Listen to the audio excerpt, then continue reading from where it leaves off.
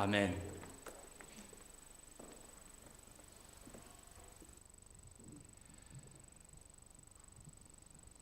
욥은 고난 속에서 하염없이 눈물 흘리고 하나님께서 왜 이런 고난을 허락하시는지, 또 이 긴 고난의 끝은 있는지, 그 고난의 긴 터널 끝에는 무엇이 날 기다리고 있을지, 정말 하나님의 위로와 회복을 내가 기대할 수는 있는 것인지 답답함과 두려움 속에서 하루하루를 살아갔습니다.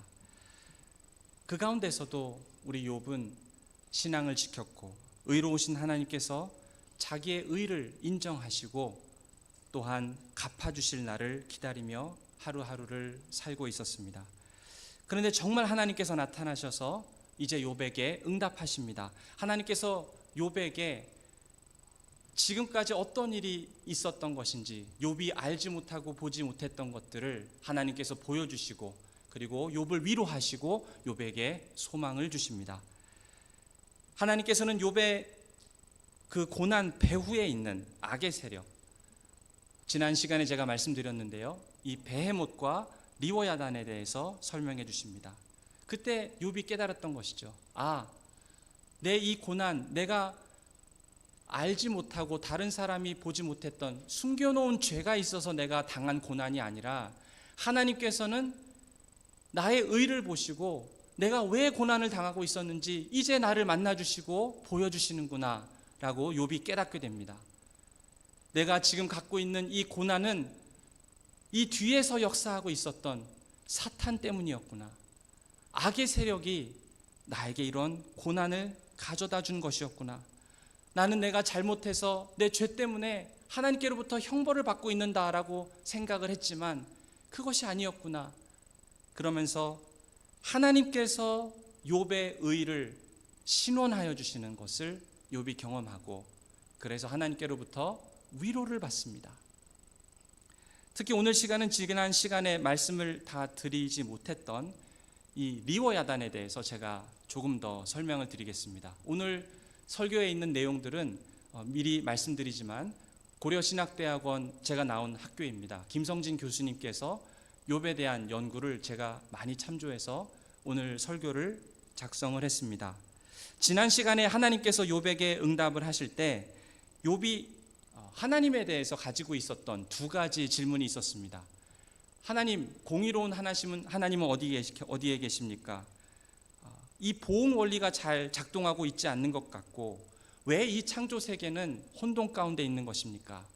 이러한 질문을 욥이 올려드렸습니다. 그때 하나님께서 하신 대답은, 너가 보기에 세상이 혼돈 가운데 있는 것 같지만, 그러나 내가 이 모든 피조물을 정확하고 신실하게 운행하면서 지키고 보호하고 있다라고 하나님께서는 대답하십니다. 욥이 두 번째로 하나님께 질문했을 때, 하나님, 악인이 잘되고 의인이 고난받는 이 현실은 도대체 무엇입니까? 라고 대답을 했을 때 하나님께서 이 고난과 악의 원인이 무엇이냐 하면은 그 배후에서 역사하는 사탄의 세력, 바로 리워야단의 세력 때문이다 라고 하나님께서 대답을 하십니다. 우리가 지난 시간에 잠깐 들었던 이 베헤못은요, 짐승들이라고 번역이 되기도 하는데, 이 베헤못은 이 세상에서 그리스도인들을 핍박하고 그리고 고난을 주는 그러한 악한 세력들입니다. 어떤 정치적인 세력도 될 수 있겠고요. 그런데 이 리워야단은 이 베헤못 위에서 군림하고 있는 군주입니다.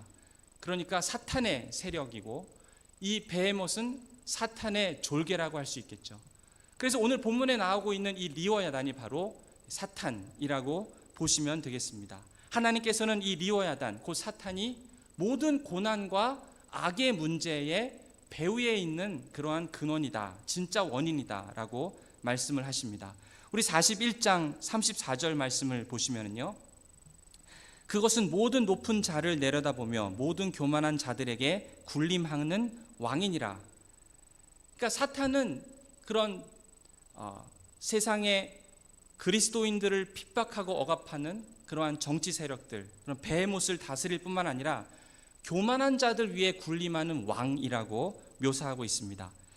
이 교만한 자들, 악한 자들 위에 군림하는 것이 바로 사탄이라는 것이죠. 에베소서 2장 2절에서도 사탄을 어떻게 묘사하고 있냐면은 불순종의 아들들 가운데서 역사하는 영이다.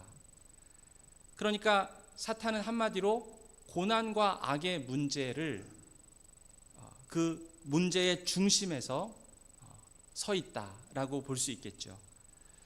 우리가 억울함을 당할 때가 있습니다. 또 까닭이 없는 고난을 당할 때가 있습니다. 원인을 알 수 없지만 갑작스럽게 내가 원하지 않는 그런 일들이 닥칠 때가 있습니다.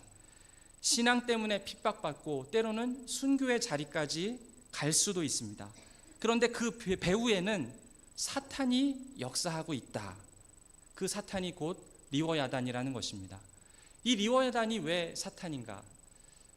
오늘 이 본문을 보면은 41장 18절에서 21절을 보면은 이 리워야단을 용의 이미지로 묘사하고 있는데요. 코에서 연기가 나오고 눈에서는 빛이 나고 그리고 입에서는 불을 뿜는 것으로 이 리워야단을 묘사하고 있습니다. 용으로 이렇게 묘사하는데 성경에 보면은 이 사탄을 용으로 묘사하는 곳이 또 있습니다. 요한계시록 12장 9절 말씀을 함께 보시면은요. 큰 용이 내쫓기니 옛 뱀 곧 마귀라고도 하고 사탄이라고도 하며 온 천하를 꿰는 자라. 그가 땅으로 내쫓기니 그의 사자들도 그와 함께 내쫓기니라. 그러니까 욥기와 요한계시록이 동일하게 리워야단을 용으로 묘사하고 있습니다. 결국은 사탄을 상징하는 내용입니다. 이런 의미에서 오늘 본문에 나오고 있는 이 리워야단은 사탄임에 분명합니다. 왜 제가 자꾸 이 사탄 얘기를 하고 있느냐 하면은 욥의 마지막, 욥기의 마지막에 가서 이 사탄의 이야기가 나오는 것이 마땅하고 자연스럽다라는 것입니다. 우리가 1장, 2장에서 보지 않았습니까? 사탄이 하나님께로 가서 의전회의에 가서 내가 욥을 시험을 하고 그리고 저가 까닭 없이 하나님께 영광을 돌리고 있겠습니까? 하나님께서 주신 그 많은 복들 때문이 아니겠습니까? 라고 했을 때 그때 이 사탄이 하나님께 가서 하나님께 이 욥을 시험하겠다라고 하죠. 그때 사탄이 등장했었습니다. 그런데 욥은 하나님께 입술로 범죄하지 아니하고 사탄이 자기를 치고 그리고 자기의 모든 소유와 가족들을 빼앗아 갔을 때라도 하나님을 입으로 원망하지 않았습니다.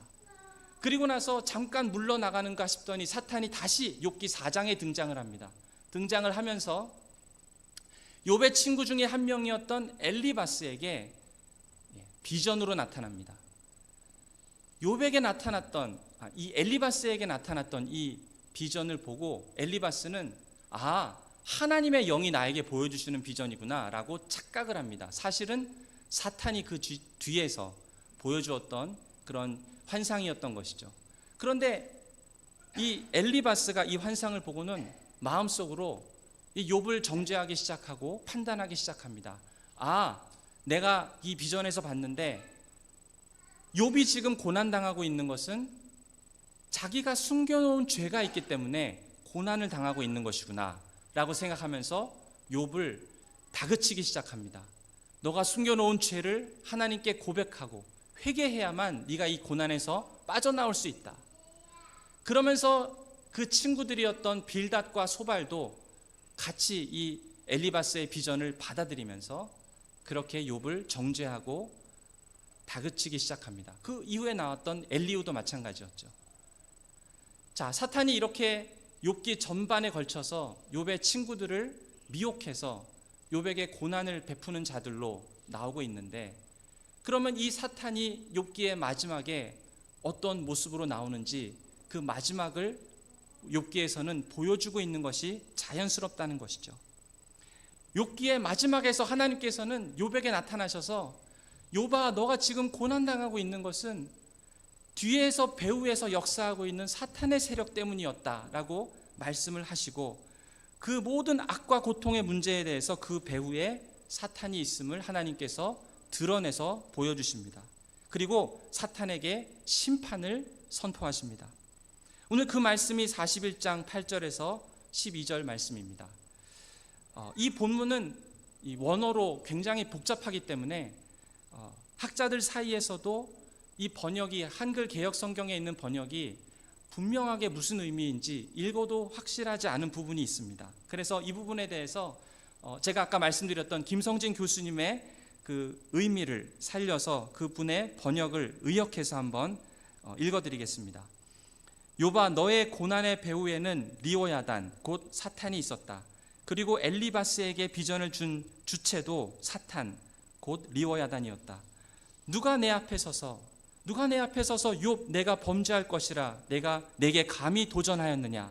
사탄의 주장이 모든 거짓임이 드러났다. 나는 이 교만한 사탄을 가만히 두지 않을 것이다. 그러면서 11절과 12절을 다시 번역을 해보면요, 그가 무엇이길래 나에게 도전하고 내가 응답해야 하느냐. 하늘 아래 있는 모든 것은 다 내 것이라. 나는 그의 교만한 말들과 권력에 대한 주장과 스스로를 높이는 이 모든 것들에 대해 침묵하지 않으리라. 하나님께서는 지금 욥에게 무슨 말씀을 하시냐면은 욥에게 고난을 주었던 그 원인이었던 사탄을 하나님께서 이제 심판하시겠다라고 선포하십니다. 만약에 이 해석과 이런 말씀들이 옳다면 이 말씀을 들은 욥은 어떠했을까요? 욥은 그동안 하나님께서 자신을 치셨다라고 생각을 했습니다. 내가 하나님 아버지 앞에서 이렇게 재앙을 받는구나. 하나님께로부터 온 재앙이라고 생각을 했던 것이죠. 그러나 사실은 사탄으로부터 온 것이었습니다. 비전을 통해서 자기 자신을 죄인으로 몰아가신다라고 욥이 오해하고 그것 때문에 많이 힘들었던 것이죠. 정말 억울했고 이해할 수 없었습니다.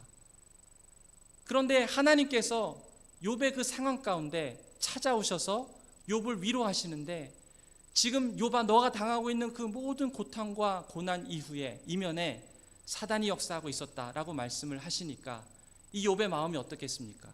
욥이 위로를 얻은 것입니다. 오히려 하나님께서는 자기가 알지는 못했지만 그 고난의 순간순간마다 하나님께서는 멀리 계신 것이 아니라 오히려 가까이 계셨고, 욥을 사랑하시며 욥이 이 어려운 시련을 잘 이겨낼 수 있도록 늘 옆에서 도우시고 계시는 분임을 이제 욥이 깨달았던 것입니다. 그리고 하나님께서 사탄을 멸하겠다라고 하는 말씀을 들었을 때 이 하나님의 말씀을 듣는 욥에게는 얼마나 큰 위로가 있었겠습니까? 욥뿐만이 아닙니다. 하나님께서는 고난 가운데서 몸부림치면서 고뇌하고 있는 하나님의 백성을 위로하십니다. 때로는 우리가 왜 나에게 이러한 질병이 찾아오고 왜 나에게 이러한 억울한 일이 생기고 왜 나한테 이러한 힘든 일이 생기는가, 그 원인을 알 수 없고 이유라도 알았으면 좋겠는데 그러지 못한 상황 가운데서 그저 내가 매일매일 감당해야 되는 이 고통과 싸우고 있는 것이 지치고 힘들 때가 있습니다. 그러나 하나님께서는 공의로운 분이시기 때문에, 우리의 의를 아는 분이시기 때문에 부르짖는 자에게 응답하십니다. 하나님께서 욥의 억울함을 신원하여 주셨고 욥 가운데 있는 그런 깊은 고통과 아픔을 하나님께서 위로해 주셨습니다. 친구들에게 욥이 많은 오해를 받았습니다. 내가 아무리 생각해봐도 내가 하나님께로부터 이러한 재앙을 받을 만한 그런 잘못을 저지른 적이 없는데 왜 나의 가장 가깝다고 하는 친구들을 나를 오해하고 계속해서 나에게 다그치고 회개하지 아니하면 너는 망할 것이다 라고 하면서 왜 나는 그런 오해를 받으면서 살아와야만 했던가. 이런 욥의 까닭없는 그런 고난 가운데 하나님께서 함께 하셨던 것처럼 우리의 삶 가운데도 하나님, 왜 나에게 이런 고난이 오고 있습니까? 왜 나에게 이런 아픔이 있습니까? 내가 원하는 것도 아니고 내가 기인한 것도 아닌데 왜 나에게 이런 아픔이 찾아오고 있습니까? 라고 답답해하며 하나님의 위로를 구하는 그러한 성도들에게 고난 앞에서 철저히 하나님을 바라보고 기다리면서 그렇게 하나님께 도우심을 구하면 하나님께서 욥에게 나타나셨듯이 우리에게도 반드시 나타나셔서 응답하신다라는 것입니다. 하나님의 공의로운 통치가 있으시기 때문에 그 은혜로운 하나님을 우리가 반드시 경험하게 될 것이라는 것입니다. 이런 하나님의 응답을 받고 나서 42장으로 이제 가보겠습니다. 위로받은 욥은 어떻게 하나님께 반응했습니까? 먼저 2절 말씀을 보시면 주께서는 못하실 일이 없사오며 무슨 계획이든지 못 이루실 것이 없는 줄 아오니. 3절에 무지한 말로 이치를 가리는 자가 누구니이까? 나는 깨닫지도 못한 일을 말하였고 스스로 알 수도 없고 헤아리기도 어려운 일을 말하였나이다. 욥은 3절에서 자기가 무지한 말로 이치를 가렸다라고 고백을 합니다. 여기서 이치라는 말은 하나님의 지혜, 하나님의 계획을 일컫는 말입니다.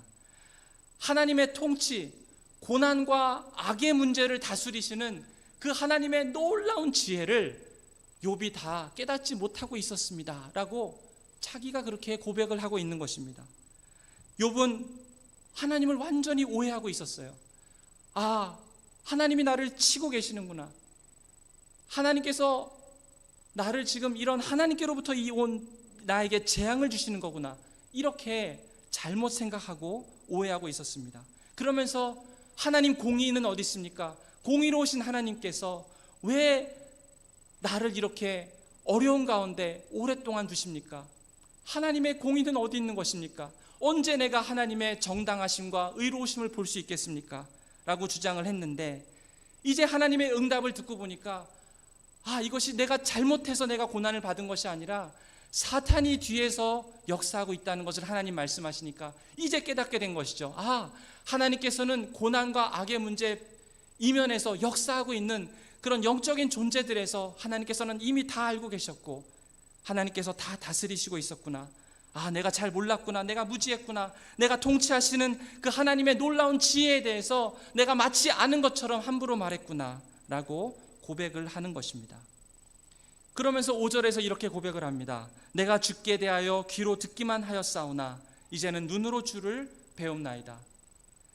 자신이 직접 하나님을 만나 뵈면서 고난과 악을 통치하시는 하나님의 지혜에 대해서 하나님께서 일부분을 보여주시니까 이제 욥도 그것을 볼 수 있게 되었고, 그래서 더 깊은, 더 풍성한 고난과 악을 다스리시는 하나님의 지혜를 욥이 이제 볼 수 있게 되었던 것입니다. 그리고 6절의 말씀을 보시면 우리 개역개정 성경은 다음과 같이 번역을 하는데요. 그러므로 내가 스스로 거두어드리고 티끌과 제 가운데서 회개하나이다. 자, 이 번역을 두고 학자들 사이에서 많은 토론이 있었습니다. 왜냐하면 우리가 지금 읽고 있는 개역 성경에서는 이것을 회개하나이다 라고 번역을 하였습니다. 이 회개한다라는 말은 죄를 인정한다라는 뜻입니다. 그런데 여기서 욥이 죄를 인정하면서 자기가 회개를 한다라고 하면은 우리가 전체적으로 욥의 이야기를 볼 때 조금은 흐름과 잘 맞지를 않습니다. 우리가 욥의 전체 이야기를 살펴보면은 이런 것이었습니다. 욥은 무고하게 고난을 받았습니다. 숨겨진 죄 때문에 고난을 받은 것이 아니라 무고하게 까닭 없이 고난을 받았습니다. 그리고 나서 이제 하나님께서 이런다고 생각해 보십시오. 마지막에 나타나셔서 욥이 이제는 옳다라고 인정을 받고 있습니다. 하나님께 옳다고 인정을 받았습니다. 하나님께서 욥의 손을 들어주셨습니다. 하나님께서 욥의 의를 신원하셨습니다. 그러면 그 상황에서 욥이 회개를 한다고 한다면, 하나님께서 나보고 의롭다라고 하셨는데 그 상황에서 회개를 한다고 한다면 서원부에서 욥이 범죄할 것이라고 주장했던 그 사탄의 말이 맞는 것이 되는 것이고, 또 회개를 촉구했던 욥의 친구들 있지 않습니까? 그 친구들의 말이 다 맞는 것이 되는 것이겠죠. 그래서 학자들은 이 욥기 42장 6절을 회개로 번역하는 것이 맞는가, 이러한 것에 대해서 의구심을 가졌습니다. 특히 우리가 보고 있는 이 개역개정에 보면은 회개라고 쓰여 있는데, 이 회개하다라는 이 단어가 구약에 보면은 니함이라는 히브리어입니다. 그런데 이 니함이라는 히브리어가 두 가지 뜻이 있습니다. 첫 번째는 후회하다, 회개하다의 의미가 있고요. 또 다른 의미는 위로를 받다라는 뜻이 있습니다. 그런데 이 부분에 대해서 고려신학대학원 김성지 교수님께서 하시는 말씀은 위로를 받다라고 번역하는 것이 욥기 전체의 흐름에서 더 자연스럽다라고 연구문을 통해서 말씀을 하셨습니다. 그 이유는 우리 이 히브리 성경, 우리가 지금 가지고 있는 성경은 번역된 것인데요, 히브리 성경은 10세기경에 이 마소라 학파에 의해서 그 음가가 다 기입이 되었습니다. 그 말은 이전에 원래 우리가 구약시대 때 읽고 있었던 성경은 다 자음밖에 없었습니다. 그런데 이 마소라 학파, 이 히브리인들이, 유대인들이 거기에 이제 음가를 집어넣어서 성경을 읽을 수 있게 그렇게 도와주었습니다. 유대인들이 이 자기들이 갖고 있는 이 구약 성경을 보존하기 위해서 엄청나게 많은 노력을 기울였는데요, 우리가 가지고 있는 지금 히브리어 원문도 이 마소라 학파의 그러한 연구를 통해서 이 음가가 완전히 복원된 것이었습니다. 자, 그런데 그 마소라 학파들이 주장했던 것이 바로 이 본문에서 이 구절을 후회하다, 회개하다가 아니라 위로하다라고 읽어야 될 것을 말하고 있습니다. 그리고 구약 성경을 보면은 중요한 역본들이 몇 가지가 있습니다. 구약 성경도 히브리어로 쓰였지만 그것이 다른 나라 언어로 번역된 적이 있었습니다. 그 중에 포로기 때 유대인들이 모여서 살던 그 지역의 언어가 아람어였는데요, 이 아람어로 성경이 번역된 구약을 탈굼이라고 하고요, 또 시리아 언어로 번역된 성경을 테시파라고 합니다.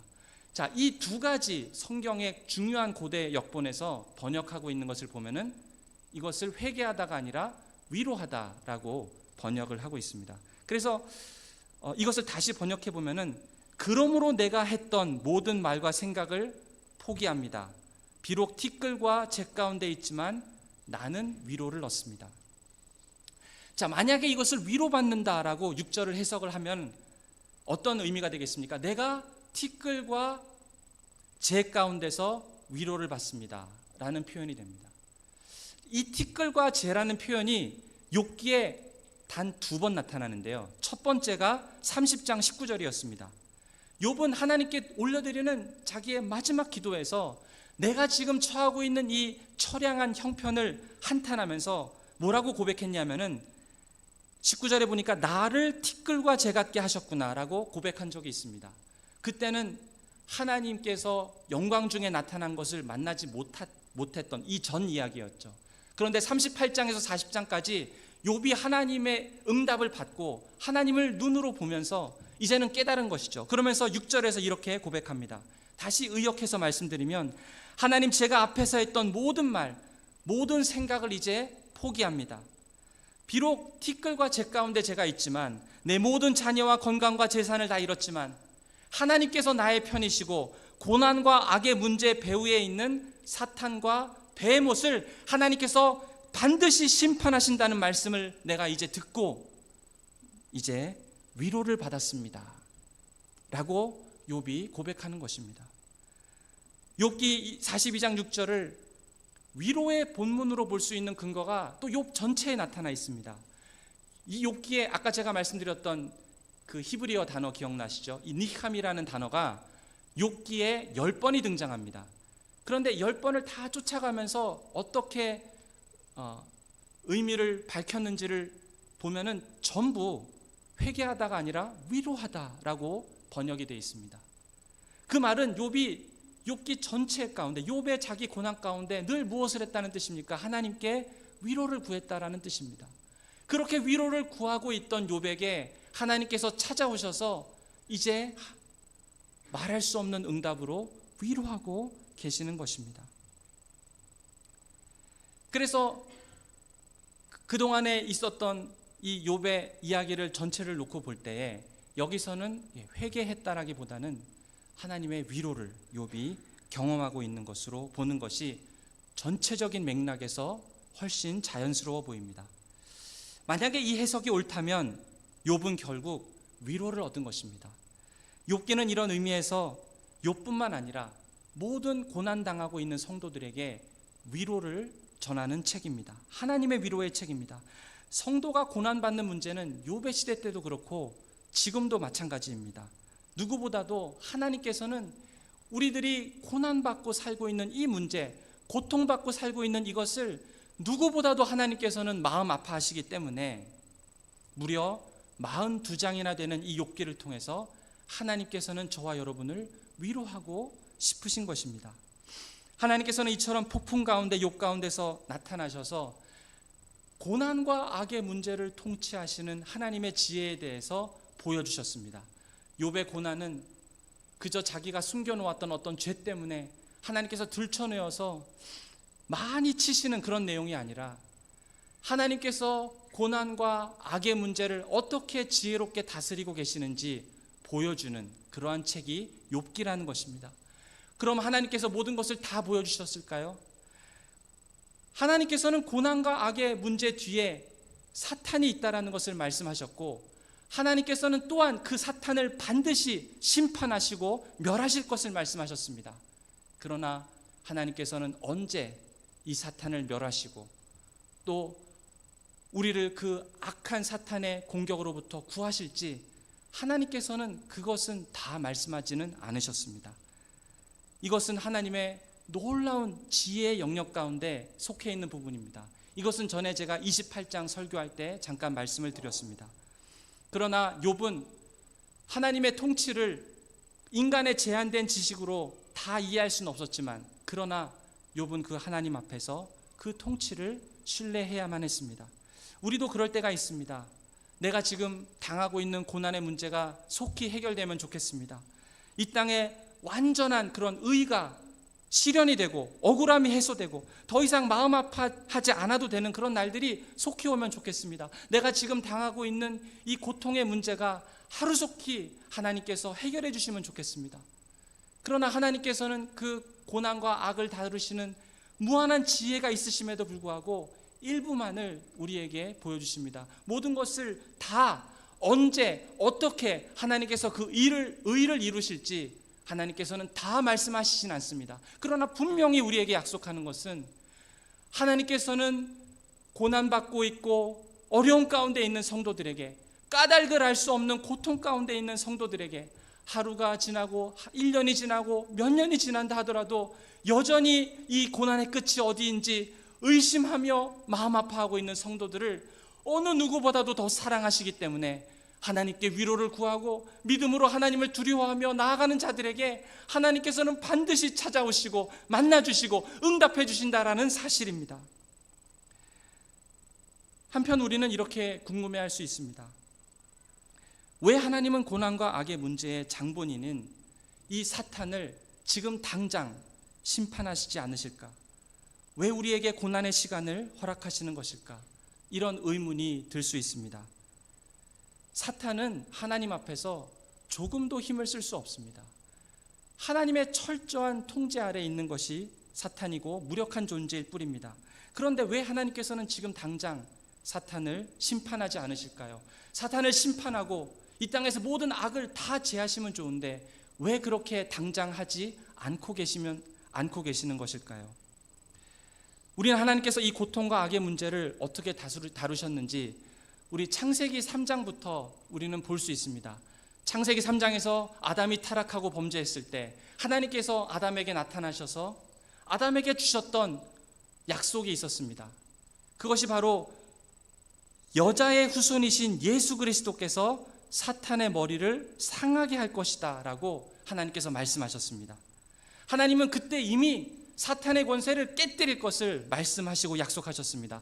그리고 2000년 전에 하나님께서는 그의 아들 예수 그리스도를 보내셔서 십자가에서 죽게 하심으로 그 십자가에서 죽으시고 부활하실 때 이 모든 사탄의 권세가 다 무너지고 깨뜨려지고 승리하신 것입니다. 그 십자가에서 살이 찢기시고 피를 흘리시면서 사탄을 짓밟으시면서 예수님께서 해결하신 것은 무엇이냐면은 이 고난과 악의 문제를 예수님께서 해결해 주셨습니다. 예수님께서는 아무런 죄가 없으신 분이었습니다. 그렇게 의로우신 분이 너무나도 억울하게 십자가에서 고난을 당하셨습니다. 그 죽음을 통해서 고난과 악의 문제를 몸소 해결하셨습니다.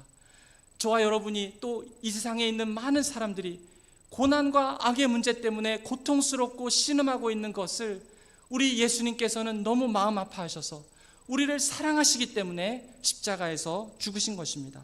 그리고 궁극적으로 사탄의 권세를 깨뜨리신 것입니다. 그래서 그 궁극적으로 우리 주님께서는 앞으로 도래할 새하늘과 새 땅에서 우리의 모든 눈물을 씻겨주시고 우리를 위로하여 주실 것입니다.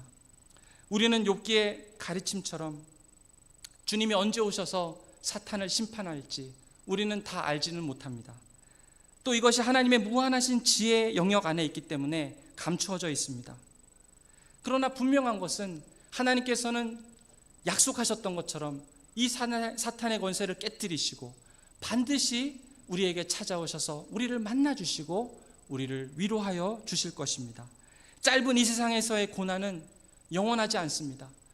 우리가 하나님 아버지를 향해서 눈을 들고 우리가 하나님께 구하며 기도하며 오늘 고난 가운데 있지만 인내하며 하나님의 통치와 하나님의 선하심을 믿고 나아갈 때 하나님께서는 우리를 반드시 만나주시고 우리에게 응답하여 주실 것입니다. 이제 욥기를 마무리하려고 합니다.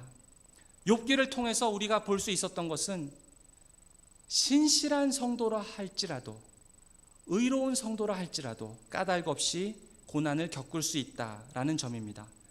흔히들 고난을 생각해 보면은 저 사람은 죄 때문에 저렇게 힘든 일을 당할 거야, 하나님의 형벌이나 하나님의 징계에 연결을 시켜서 그렇게 생각하는 경우들이 종종 있습니다. 우리 욥의 세 친구와 또 엘리후를 보지 않았습니까? 이들은 욥을 끝까지 다그치고 그리고 욥을 정죄하였습니다. 자기 죄 때문에 고난이 있는 것이라고 생각하였던 것이죠. 그런데 욥기는 그렇지 않는 경우도 있다라는 것을 보여줍니다. 욥은 의로운 사람이었지만 까닭 없이 고난을 당했습니다. 그리고 많은 믿음의 성도들이 우리가 히브리서 11장에 보면은 믿음으로 살려고 하였지만 그러나 고난 가운데 있는 많은 선진들의 예를 우리가 성경에서 볼 수 있습니다. 정말 까닭 없이 고난을 당할 수 있는 상황이 우리 그리스도인들에게 불현듯 찾아올 수 있습니다. 그것이 내 현실이 된다 할지라도 억울해하거나 원망하거나 불평해하는 것이 아니고 시험에 빠지지 말 것을 우리 욥기는 우리에게 당부하고 있습니다. 당장은 너무 힘들고 이해하기 어려운 그런 일들이 있을지라도 하나님의 완전하신 통치를 신뢰하고 하나님께서 내가 고난 가운데 주님 아버지 앞에 인내하며 믿음의 싸움을 잘 감당할 때에 반드시 우리를 찾아와셔서 우리를 만나주시고 우리를 위로하시는 우리 하나님이심을 우리가 잊지 말아야겠습니다. 우리 욥이 나중에 보면은 모든 것을 2배로 하나님께로부터 받습니다. 생명이 70이라고 하면은 2배로 연장이 돼서 140세까지 살게 되고요. 자기가 가지고 있던 재산도 2배로 그렇게 받게 됩니다. 이것은 단순히 지금 이 땅에서 우리가 하나님께로부터 받는 보상을 말하고 있는 것이 아닙니다. 열심히 살고 어렵게 살았으니까 주시는 보상이다라고 하는 것보다 더 나아가서 큰 의미가 있습니다. 바로 종말의 때에 우리가 나중에 영원한 하나님의 나라에 있을 때에 그때 하나님께서 우리에게 주시는 복들이 이렇게 풍성하고 우리의 마음을 온전히 만족해 하는 그러한 복들로 우리를 채워주신다라는 것입니다. 욥을 보십시오. 하나님께서 욥을 만나셨을 때 어떤 가운데 만났습니까? 자기는 너무 고난 때문에 힘든 가운데 그러나 하나님께서 나타나셔서 욥을 만나주시고 위로해 주셨습니다. 우리의 상황이 바뀔 수도 있고 바뀌지도 않을 수 있습니다. 하나님의 무한하신 지혜에 그것이 다 감추어져 있습니다. 그러나 말씀을 통해서 우리에게 약속하시는 것은 그렇게 하나님 앞에 믿음으로 인내하며 살고 있는 성도들에게 하나님 두려워하고 하나님 선하심을 인정하고 하나님의 통치를 인정하고 그렇게 믿음으로 하나님을 경외하며 살아가고자 하는 그런 성도들에게 하나님께서는 반드시 나타나셔서 만나주신다라는 것입니다. 위로해 주신다라는 것입니다. 하나님께서 모든 것을 다 밝히 보여주시지 않는다 할지라도 그러나 고난의 이유에 대해서 하나님께서 격려해 주시고 그것이 지금 이 땅이 아니라 할지라도 천국에 가서 하나님께로부터 말씀을 들을 때 하나님께서 그때 그 이유 때문에 나에게 그 고난을 허락하여 주셨군요. 하나님께서 그런 생각이 있으셨기 때문에 나에게 그런 아픔을 주셨군요. 그렇게 하나님의 말씀을 들을 때 우리는 많은 위로와 많은 눈물을 흘리며 하나님의 위로를 경험하게 될 것이고 그때 하나님께서 새하늘과 새 땅 가운데 우리의 눈에 있는 눈물을 다 닦아주실 것입니다. 말할 수 없는 고통 가운데 계십니까? 우리를 생명 다해 사랑하시는 우리 주님을 기억하기 바랍니다. 자비가 많으시고 우리를 긍휼히 여기시는 주님을 바라보며 인내하시기를 바랍니다. 야고보서 5장에서 이렇게 권면합니다. 형제들아, 주의 이름으로 말한 선지자들을 고난과 오래 참음의 본으로 삼으라. 보라, 인내하는 자를 우리가 복되다 하나니 너희가 욥의 인내를 들었고 주께서 주신 결말을 보았거니와 주는 가장 자비하시고 긍휼히 여기시는 이시니라. 우리가 욥의 결말을 보지 않았습니까? 그렇게 믿음으로 살려고 할 때에 하나님께서 가장 자비하시고 가장 긍휼하신 모습으로 찾아오셔서 욥을 위로해 주셨습니다. 그 동일하신 하나님이 저와 여러분의 하나님이 되실 줄로 믿습니다. 천성을 향해서 나아가는 그런 긴 신앙의 순례자의 여정 속에서 그렇게 믿음으로 다 승리할 수 있기를, 그런 저와 여러분 되실 수 있기를 주님의 이름으로 축원드립니다. 우리 같이 이제 성찬식을 함께 거행하겠습니다. 우리 성찬 분잔 분병위원들께서는 앞으로 나와주시면 감사하겠습니다. 제가 잠깐 기도하겠습니다. 사랑의 하나님 아버지, 저희들이 예수 그리스도의 죽으심과 부활을 기념하는 의미에서 성찬의 상을 받습니다.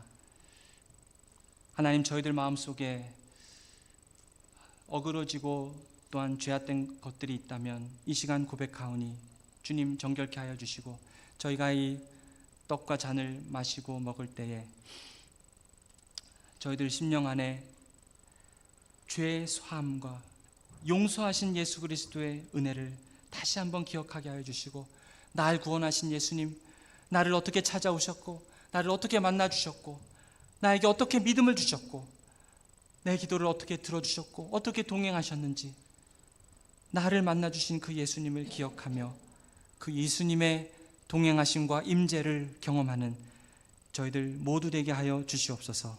예수님의 이름으로 기도드립니다. 아멘.